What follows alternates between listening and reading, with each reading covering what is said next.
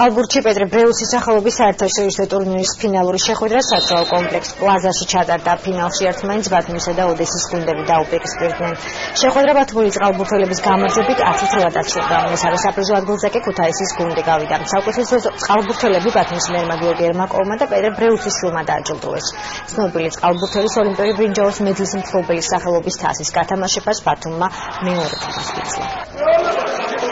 ჩემი აზრით მოთამაშეების კლასმა მოუმატა. ვიცი რომ რთულ პირობებში ვარჯიშობენ. ორჯერ კვირაში დილის 6 საათზე აქვს ვარჯიში ბათუმლებს მაგალითად. მაგრამ ძალიან კარგად ითამაშეს. 1-3-4 მოთამაშე არის ძალიან ძლიერი. მე ვფიქრობ საქართველოს ნაკრებში მოხდებიან. მეკარე ძალიან ძლიერი. ორი გუნდია ყველამ ვიცით. მოკლედ დიდი სამუშაოა ჩატარებული მწვრთნელების ფედერაციის და ულოცავ ყველას. კალამბურივით გამოვდის, მაგრამ აუზი ბათუმს სჭირდება წყალივით. და თავარი ადგილი თუ აირჩევა, კარგი ბასენი იქნება.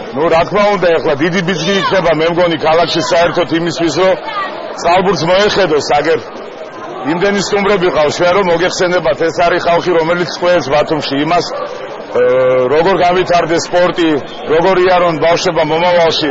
მე მგონი ეს მოგება იქნება დასაწყისი იმ რაღაცის, რასაც უკვე ლაპარაკი იყო. ბათუმს ჭირდება აუზი. ბათუმს აუცილებლად ჭირდება აუზი. ტრადიციული ტურნირი ჩატარდა, არაჩვეულებრივი ტურნირი, რომელსაც ბატონმა შალვამ ჩაუყარა საფუძველი და დაუმალულთაც გაგრძელდება.